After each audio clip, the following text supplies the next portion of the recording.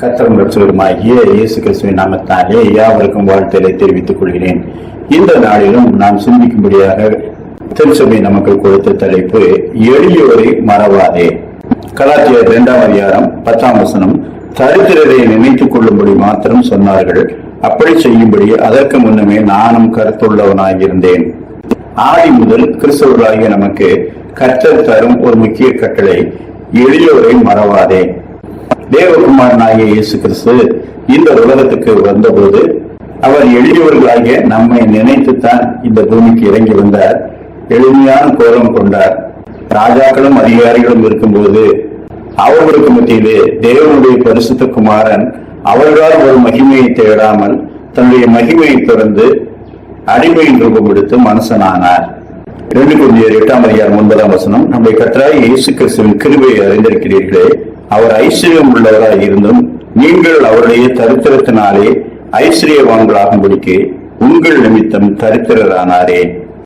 விண்ணின் மகிமையை தொடர்ந்து மண்ணிலே எளிய கோலம் கொண்ட அந்த தேவகுமாரன் நமக்கு கற்பிக்கிற ஒரு மிகப்பெரிய சத்தியம், எளியோரை மறவாதே. தேவகுமாரனாகிய இயேசு கிறிஸ்துவனிடத்திலே யோவான் ஸ்நானகன் தன்னுடைய சீசர்களை அனுப்பி, வருகிறவர் நீர்தானா அல்லது வேறொருவர் வர காத்திருக்க வேண்டுமா என்று கேட்கின்றார். இயேசு கிறிஸ்து ஞானஸ்நானம் பெற்ற போதே இவர் தேவனுடைய குமாரன் என்று சாட்சியிட்டு விட்டான். ஆனாலும் ஊழியத்தின் பிற்பகுதியிலே அவனுக்கு ஒரு சந்தேகம் வருகிறது, வருகிறவர் இவர்தானா? அப்பொழுது தேவகுமாரன் தன்னுடைய ஊழியத்திற்கு முக்கியமான அடையாளங்களை சொல்லுகின்றார். இந்த அடையாளங்களை எல்லாம் அவரிடத்தை சொல்லுங்கள், சொல்லி என்னிடத்திலே இடர்கள் அடையாமல் இருக்கும்படி சொல்லுங்கள் என்று சொல்லி அனுப்புகின்றார். குருடர் பார்வையிடுகிறார்கள், சப்பானிகள் நடக்கிறார்கள், குஷ்டரோகிகள் சுத்தமாகிறார்கள், செவிடர் கேட்கிறார்கள், மருத்துவர் எழுந்திருக்கிறார்கள், தரித்திரருக்கு சுவிசேஷம் பிரசங்கிக்கப்படுகிறது. இது எல்லாவற்றிலும் பெரிதான ஒன்று, அது தரித்திரருக்கு சுவிசேஷம் அறிவிக்கப்படுகிறது. எளியவர்களுக்கு சுவிசேஷத்தை அறிவித்து அவர்கள் பரலோகத்துக்கு வர வேண்டும் என்று தேவகுமாரன் அவர்களோடு பழகி அவர்களுக்கு உபதேசித்தார்.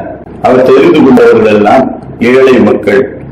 நம் மீது அன்பு கூர்ந்து தேவகுமாரன் இறங்கி வந்திருக்க நாமும் எளியோர் மீது அன்பு கூறும்படிக்கு அவர்களை மறவாது இருக்க வேண்டும் என்று கர்த்தர் கட்டளையிடுகிறார்.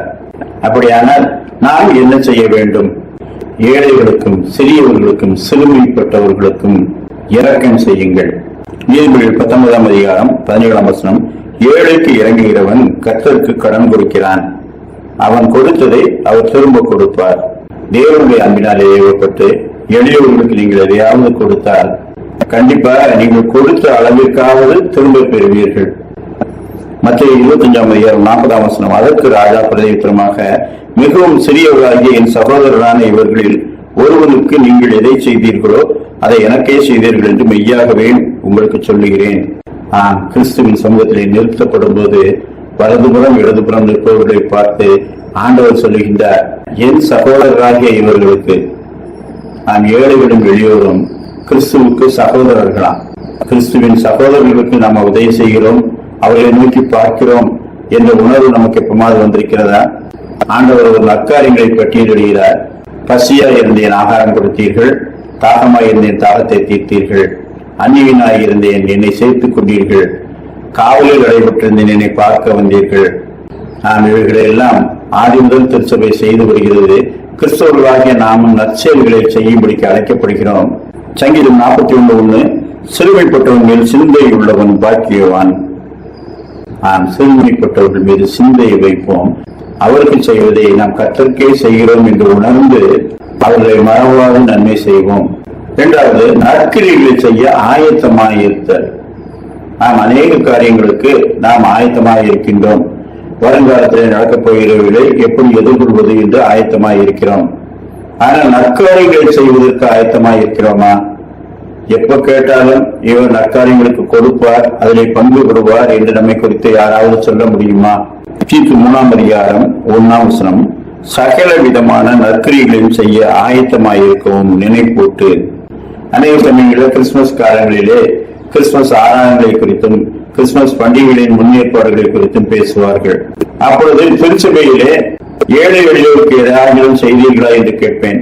அதை திட்டமிடுங்கள். ஏனென்றால் கிறிஸ்து சொல்லுகின்றார், கிறிஸ்துவின் நிமித்தம் ஏழைக்கு இறங்கி அவர்களுக்கு கொடுத்தால் அதை அவருக்கே செய்கிறீர்கள்.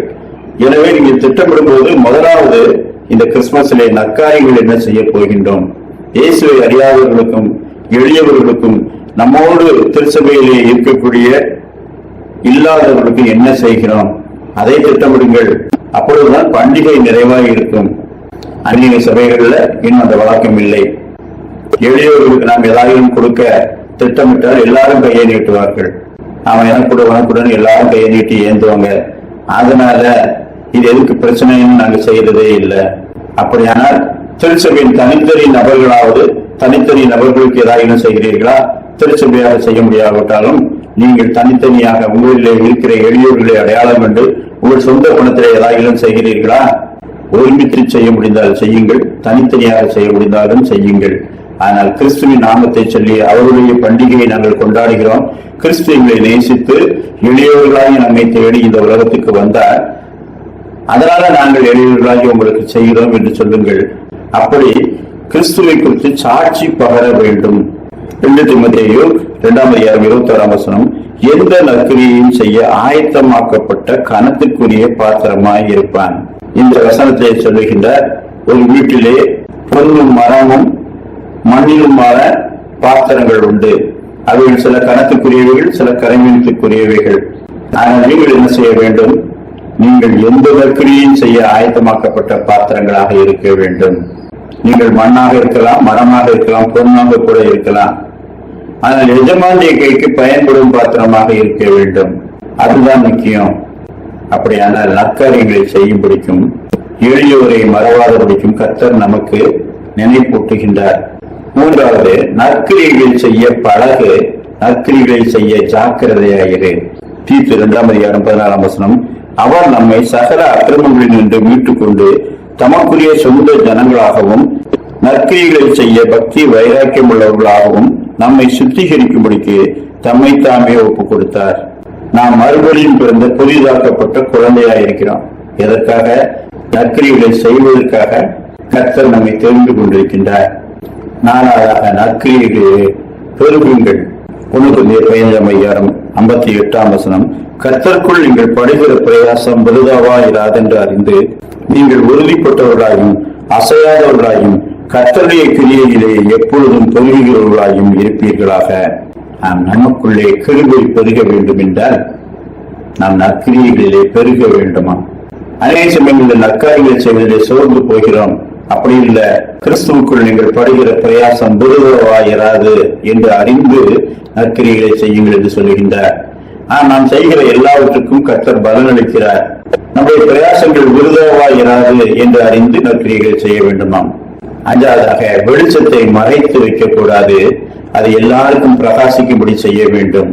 மத்தேயு 5:16 இவ்விதமாய் மனுஷர் உங்கள் நற்கிரியைகளை கண்டு பரலோகத்தில் இருக்கிற உங்கள் பிதாவை மகிமைப்படுத்தும்படி உங்கள் வெளிச்சம் அவர்களுக்கு முன்பாக பிரகாசிக்க கிடவது. நாம் செய்யும் நற்கிரியைகளை கொண்டு கிறிஸ்துவை அறிகிறார்கள். ஆதியிலே இந்தியாவுக்கு வந்த மிஷனரிகள் அல்லது உலகமெங்கும் சென்ற மிஷனரிகள் முதலாவது மக்களை நேசித்து அவர்களுடைய அடிப்படை தேவைகளை சந்திப்பதற்கு என்ன உண்டோ அதை செய்தார்கள். அதன் பிறகுதான் ஆவிக்குரியவைகளை அவர்களுக்கு போதித்தார்கள். ஏனென்றால் சரீர தேவைகள் இருக்கும்போது ஆவிக்குரியவைகளை எப்படி ஏற்றுக்கொள்வார்கள்? எனவே நற்கிரியைகளின் மூலமாக முதலாவது கர்த்தரை அறிவித்தார்கள். உங்களில் நற்கிரியைகளை தொடங்கினவர் கிறிஸ்துவின் நாள் பரியந்தம் அதை நடத்தி வருவார். நாம் எளியோருக்கும் இல்லாதவர்களுக்கும் தரித்திரருக்கும் அவர்களை மறவாமல் நாம் செய்யும் நற்கிரியைகளின் பலன்கள் என்ன? தமது நாமத்தில் செய்யப்படுகிற அன்புள்ள கிரியைகளை மறந்து விடுகிறதற்கு தேவன் அநீதி உள்ளவர் அல்ல. இயேசுவின் நாமத்தினாலே நாம் செய்கிற நல்ல கிரியைகளை அவர் மறந்து விடுகிறதற்கு அவர் அநீதி உள்ளவர் அல்ல, அவர் நீதி உள்ளவர். எனவே அவைகளை எல்லாம் கணக்கிலே வைத்திருக்கின்றார். வெளிப்பட்ட விசேஷம் 22:12 அவனவனுடைய கிரியைகளின்படி அவனவனுக்கு நான் அளிக்கும் பலன் என்னோடு கூட வருகிறது. கர்த்தர் கிரியைகளுக்கு பலன் அளிக்கிறவர். நாம் எளியவர் மீது அன்பு கொண்டு அவர்களுக்கு செய்யும் கிரியைகளுக்கு அவர் நற்பலன்களை அளிக்கிறார் என்ற விசுவாசத்தோடு நான் நன்மை செய்ய வேண்டும். அப்போஸ்தலர் 10:4 கொர்நேலியு என்ற மனிதன் அநேக தான தர்மங்களை செய்து எப்பொழுதும் ஜெபம் பண்ணி கொண்டிருந்தான்.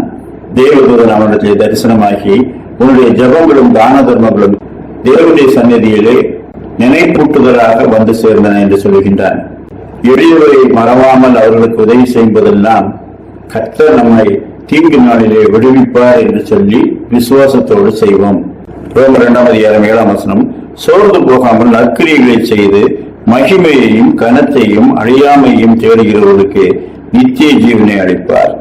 நாம் எவ்வளவு நல்லது செஞ்சிட்டோம், போதும் இப்படியே செஞ்சுக்கிட்டு இருக்கவா என்று சொல்லி சோர்ந்து போகாமல் நற்கிரியைகளை செய்து மகிமையும் கனத்தையும் அழியாமையும் தேடுகிறவர்களுக்கு, அப்படியானால் இந்த உலகத்தின் பலனை எதிர்பாராமல், இந்த உலகத்தில் வசிக்கும் போது கர்த்தர் எதாகிலும் தருவார் என்று எதிர்பாராமல் மகிமையும் கனத்தையும் அழியாமையையும் தேடுகிறவர்களுக்கு, அப்படியானால் இதெல்லாம் பரலோகத்திலே கிடைக்கிறவைகள், அவைகளை தேடுகிறவர்களுக்கு நித்திய ஜீவனை அளிப்பார்.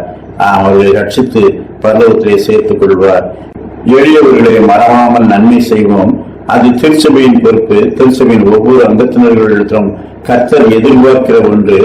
அவருடைய எதிர்பார்ப்புகளை நாம் பூர்த்தி செய்வோம், நித்தியத்திலே பங்கடைவோம். கர்த்தர் தாமே அப்படிப்பட்ட நல்ல சிந்தனைகள் இந்த நாளிலும் நமக்கு தந்தருள்வாராக. ஆமேன்.